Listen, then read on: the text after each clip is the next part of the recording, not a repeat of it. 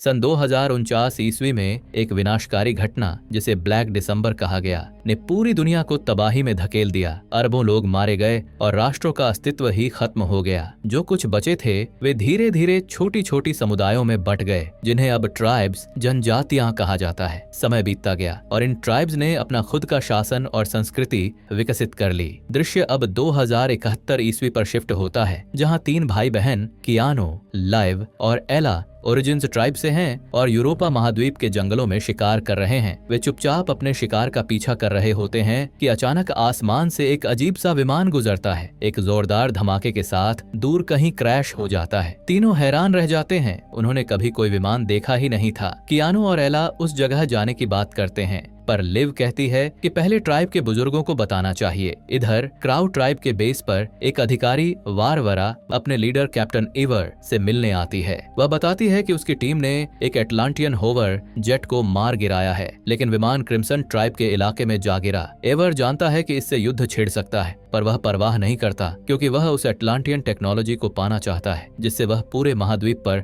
शासन कर सके। वह वारवरा को आदेश देता है, उसे ढूंढो किसी भी कीमत पर। उधर तीनों भाई बहन अपने पिता याकूब से मिलते हैं, जो ओरिजिन्स ट्राइब के मुखिया हैं। वे सब कुछ बताते हैं, पर याकूब सख्ती से मना कर देता है। हमने बाहरी दुनिया के झगड़ों से दूर रहकर ही जिंदा रहना सीखा है। रात को एला के दीक्षा समारोह पर उत्सव मनाया जाता है। उसी दौरान लिव अपने पिता को फिर समझाने की कोशिश करती है कि उस विमान को जांचना जरूरी है। काफी बहस के बाद याकूब मान जाता है और अगले दिन सुबह निकलने की तैयारी होती है। भोर होते ही याकूब, कियानो, लिव, एला और एक अनुभवी योद्धा मार्क क्रैश साइट की ओर निकलते हैं। वहां पहुंचते ही वे देखते हैं विमान का पायलट गायब है और पूरे जहाज पर गोलियों के निशान हैं। सब सोचते हैं ये पुरानी दुनिया का विमान होगा, पर याकूब कहता है नहीं, ये तो कुछ और ही है। तभी एला बाकी सबसे थोड़ी दूर जाता है और उसे वहां एक काला रहस्यमय क्यूब मिलता है। वह उसे चुपचाप अपनी जेब में रख लेता है। वापस लौटते वक्त याकूब और मार्क बाकी सबको गांव भेज देते हैं और खुद जांच करने रुक जाते हैं,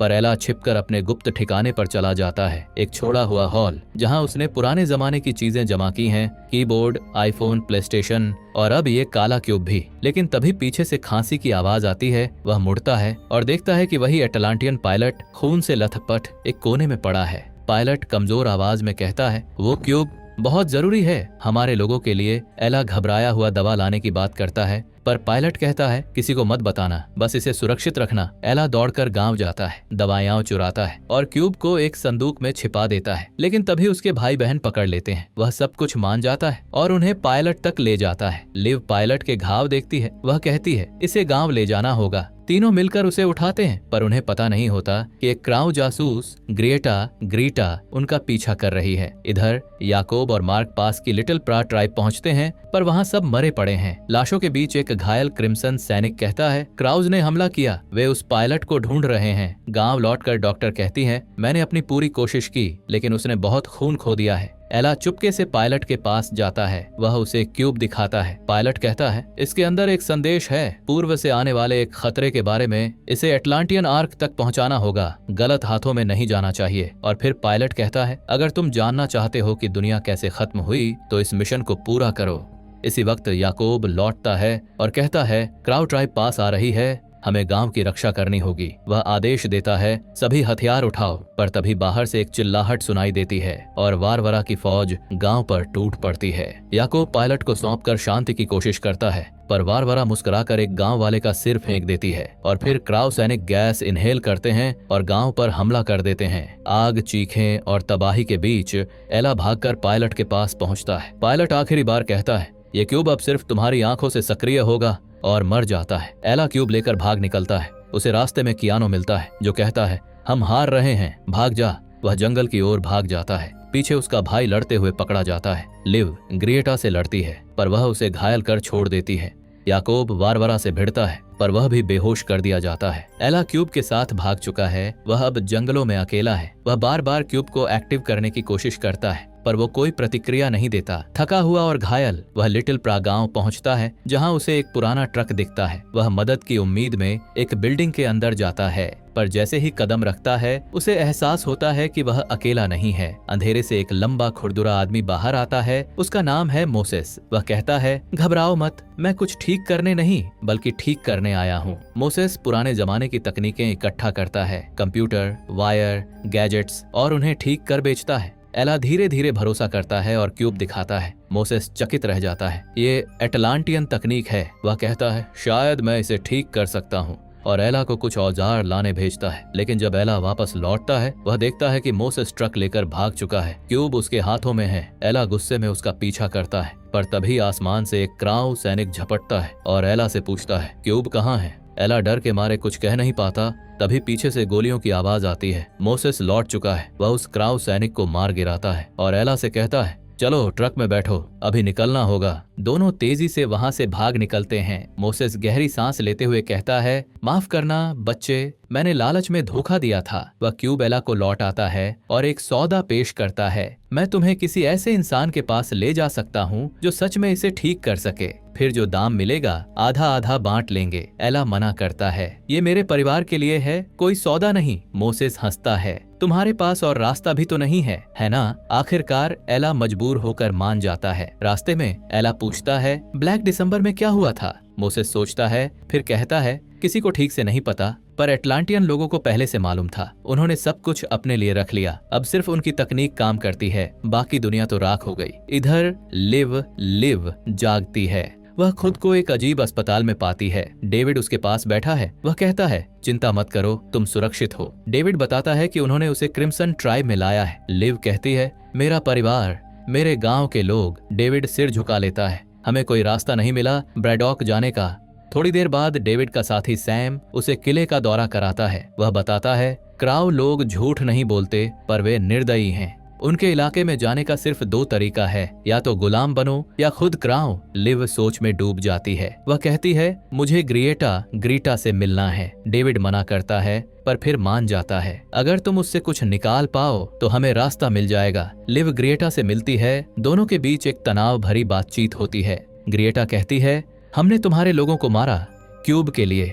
लिव धीरे से कहती है, अगर मैं तुम्हें आजाद कर दूं, क्या तुम मुझे ब्रैडॉक ले जाओगी? ग्रीटा उसकी आंखों में देखती है। अगर तुम वादा करो कि अपने परिवार को बचाने के लिए सब कुछ दांव पर लगाओगी तो हाँ। लिव सिर हिलाती है।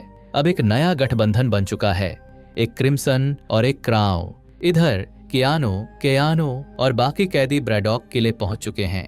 वारवरा अपने सैनिकों से कहती है, अगर कोई कुछ चुराएगा उसे यहीं मारा जाएगा। याकूब को अलग भेजा जाता है, एवर के उपहार के रूप में। बाकियों को फैक्ट्री में काम दिया जाता है। कियानो वहाँ एक नए दोस्त लिन्स से मिलता है। वे दोनों काम के बीच बातें करते हैं और देखते हैं कैसे गार्ड जरा सी गलती पर गुलामों को पीट डालते हैं। यहाँ एक नियम है, केवल लड़ाई में जीतने वाला ही आजाद हो सकता है। एक ग्लैडिएटर फाइट जहां विजेता को क्राउ बनने का मौका मिलता है। लिव फिर ग्रीटा से मिलने जाती है। वह उसे बताती है, मैं अब क्रिम्सन की सुरक्षा गार्ड बन गई हूँ। असल में यह डेविड की चाल है। वह चाहता है कि लिव ग्रीटा का भरोसा जीत ले और पता लगाए कि ब्रैडॉक तक कैसे पहुँचा जाए। ग्रीटा कुछ नहीं बोलती, पर लिव रोज उससे मिलने लगती है। फिर एक दिन डेविड के सैनिक पायलट की लाश लेकर लौटते हैं। वह बताते हैं, विमान गायब है, क्राउज ने उसे ले लिया। डेविड डर जाता है, कहीं क्यूब भी उनके हाथ न लग गया हो। वह लिव से कहता है, हमें जल्द से जल्द जानकारी चाहिए। लिव इस बार ग्रीटा को खाना लाती है।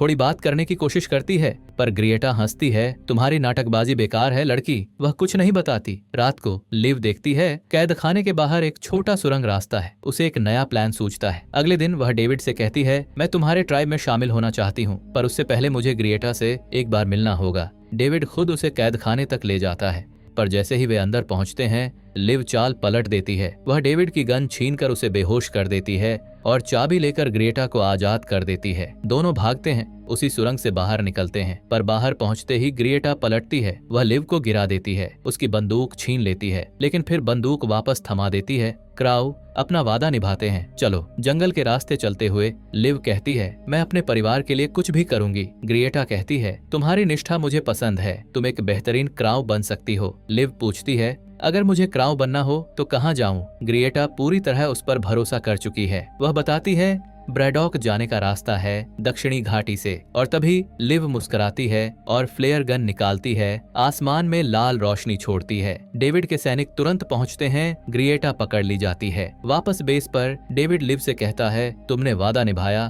तुम बहादुर हो। दोनों एक दूसरे के करीब आते हैं और रात उसी एहसास में गुजरती है। उधर ब्रैडॉक की फैक्ट्री में लिनस गलती से औजार गिरा देता है। गार्ड उसे बेरहमी से मारता है। कियानो बचाने की कोशिश करता है पर उसे भी पीटा जाता है। वह देखता है कि कुछ कैदी चोरी कर रहे हैं। रात में वे चुराया सामान एक गार्ड को देते हैं। कियानो समझ जाता है यह तस्करी चल रही है। अगले दिन वह लिनस से कहता है मुझे वारवरा से मिलना है। रात को लिनस कहता है चलो, उसने बुलाया है, पर ये एक फंदा होता है। लिनस भी तस्करों के साथ है। वे कियानो को पानी के टैंक में फेंक देते हैं। वह किसी तरह बचता है और एक कांच का टुकड़ा पकड़कर एक गुंडे को मार देता है। गार्ड पहुंचते हैं और सबको गिरफ्तार कर लेते हैं। दोनों तेजी से वहां से भाग निकलते हैं। मोसेस गहरी सांस लेते हुए कहता है माफ करना बच्चे, मैंने लालच में धोखा दिया था। वह क्यूबेला को लौट आता है और एक सौदा पेश करता है।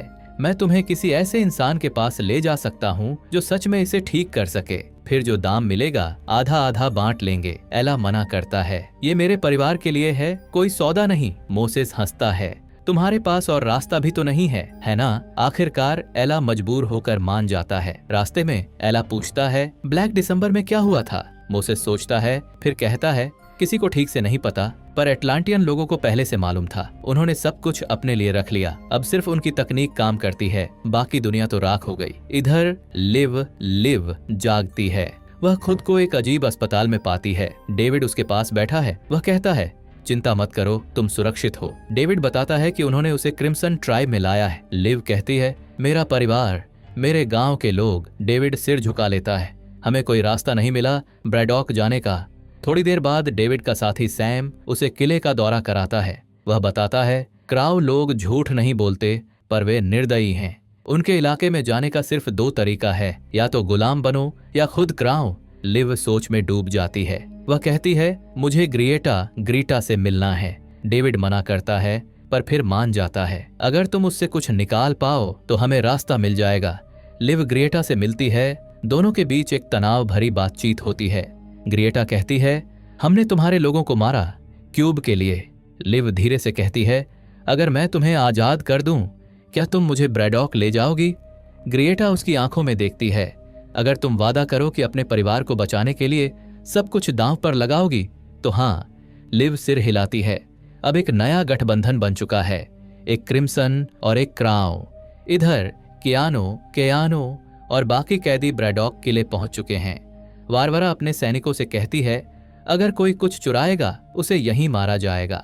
याकूब को अलग भेजा जाता है एवर के उपहार के रूप में। बाकियों को फैक्ट्री में काम दिया जाता है।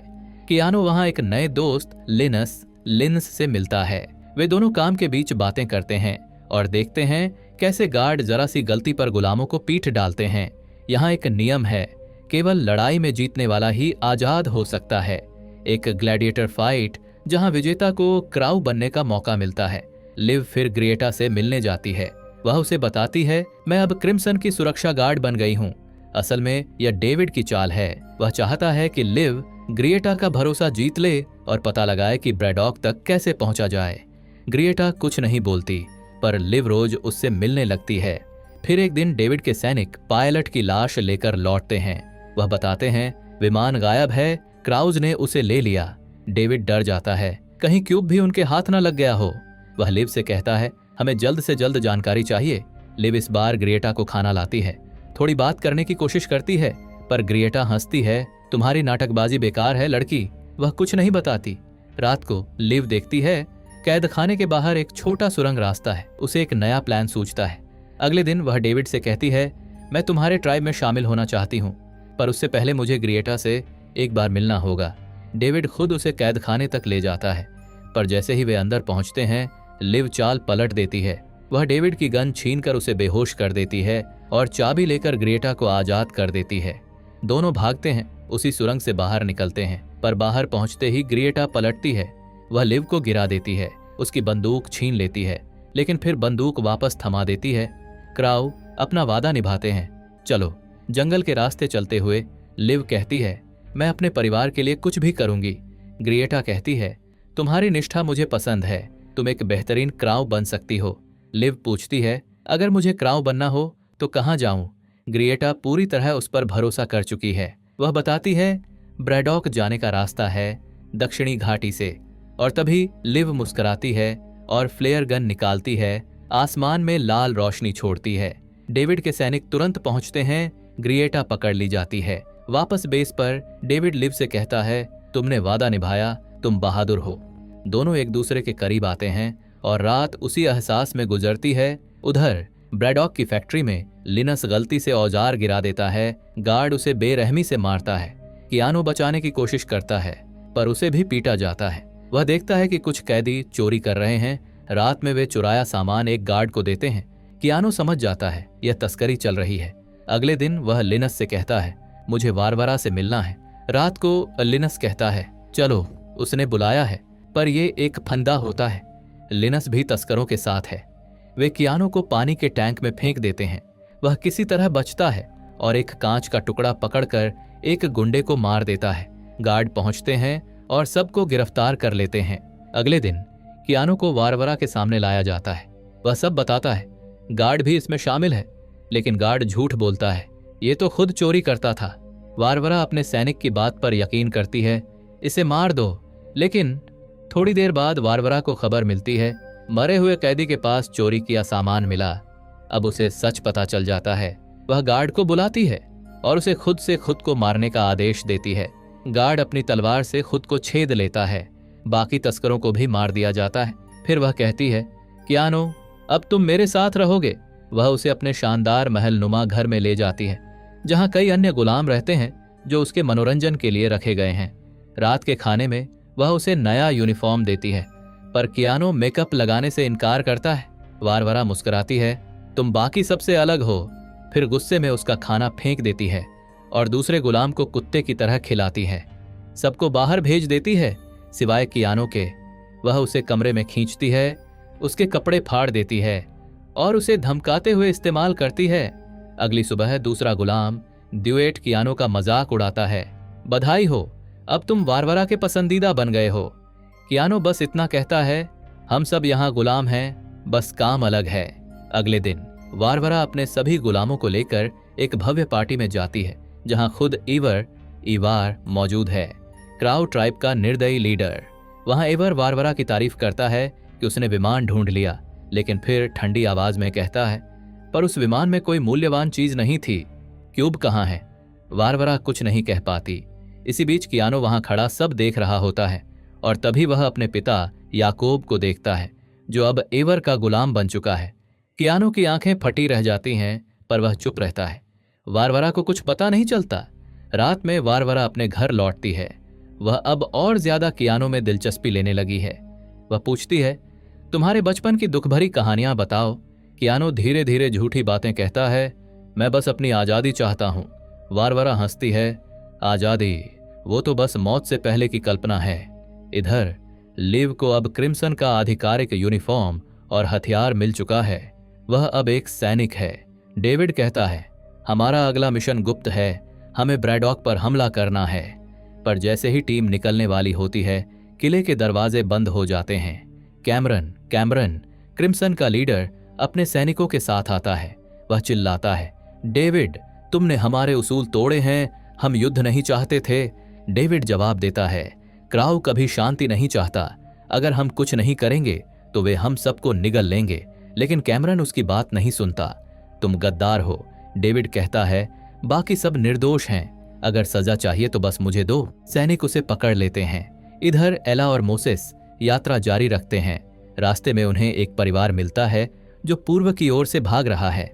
वह बताते हैं वह ब्लैक स्वॉर्म्स आ रहे हैं। जो भी उन्हें देखता है मर जाता है। उनकी भाषा टूटी फूटी होती है, पर इतना साफ होता है कि वही खतरा है जिसके बारे में पायलट ने चेतावनी दी थी। कई दिनों बाद वे एक पुराने ट्रेडिंग पोस्ट पहुंचते हैं, जहां का मालिक है ब्रैका, एक निर्दयी व्यापारी जो पुराने युग की तकनीक से सौदे करता है। मोसेस उससे कहता है, हमारे पास भुगतान है, ये पुराना टैबलेट, इसके बदले हमें एक फ्यूजन मॉड्यूल चाहिए। ब्राका शक करता है, इतनी कीमती चीज के बदले एक मॉड्यूल क्यों? तभी उसका गार्ड एला का बैग टटोलता है और क्यूब मिल जाता है। ब्राका मुस्कुराता है, अब ये सब मेरा हुआ। वह दोनों को बाहर फेंक देता है। इधर डेविड को जेल में बंद कर दिया गया है। लिव उसके पास खाना लेकर जाती है। डेविड कहता है, कैमरन अगर जिंदा रहा तो क्राउ के साथ समझौता कर लेगा। हमें उसे रोकना होगा। वह लिव को देखता है। तुम मेरे लिए यह कर सकती हो। अगर तुम उसे मार दो, मैं तुम्हारे परिवार को छुड़वा दूंगा। लिव कुछ नहीं कहती, बस उसकी आंखों में देखती है। उस रात सैम लिव के पास आता है। वह उसे एक जहर की शीशी देता है। कैमरन के पेय में मिला देना, बाकी हम संभाल लेंगे। लिव सिर झुकाती है। अब वह एक नई आग में जलने वाली है। उधर वारवरा अपने कमरे में बैठी सोच रही होती है। कियानो अंदर आता है और कहता है, मैं लड़ना चाहता हूं ग्लैडिएटर एरिना में। वारवरा भड़क जाती है। तुम मुझे छोड़ना चाहते हो? वह उसे उठाकर दीवार से पटक देती है। तुम आजादी चाहते हो पर मरने से डरते हो, वह कहती है। सच्चा क्राउ मौत से नहीं डरता। रात को वारवरा कियानो को अपने साथ एवर के घर लेकर जाती है। एवर गुस्से में है। विमान में कुछ भी नहीं था, अब बस क्यूब मायने रखता है। कियानो एक बहाना बनाता है, मुझे बाथरूम जाना है, और वहां से अपने पिता याकूब से चुपचाप मिलने जाता है। दोनों गले लगते हैं। याकूब कहता है, बेटा कुछ भी करके जिंदा रहना। कियानो जवाब देता है, मैं आजाद होकर रहूंगा। लेकिन जैसे ही वे अलग होते हैं, दुयात उन्हें देख लेता है। रात में वारवरा को पता चलता है कि एवर ने अपने इनर सर्कल में किसी और को चुन लिया है। वह गुस्से में ड्यूएट को बुलाती है और कुछ घंटे बाद कियानो को उसके कमरे में बुलाती है। कमरा खून से भरा है। ड्यूएट की लाश बिस्तर पर पड़ी है। वारवरा कहती है, अब तुम्हारी बारी है, खुद को मार लो या मैं तुम्हें उसकी तरह मारूंगी। कियानो धीरे से चाकू उठाता है, अपने दिल की तरफ ले जाता है, पर तभी वारवरा रोक देती है। वह मुस्कुराती है, अब तुम मौत से नहीं डरते, अब तुम तैयार हो। वह तलवार नीचे रखती है। अब तुम अपनी आजादी कमा सकते हो। ग्लैडिएटर फाइट में कहानी के अंतिम दृश्यों में तीनों रास्ते एक ही दिशा में बढ़ रहे हैं। एला क्यूब लेकर अपने भाग्य की ओर एटलांटियन आर्क खोजने निकलता है। लिव अपने नैतिक संघर्ष में उलझी, यह तय नहीं कर पा रही कि कौन सही है, डेविड या उसकी आत्मा। और कियानो जो अब अपनी आजादी के लिए मौत से लड़ने को तैयार है।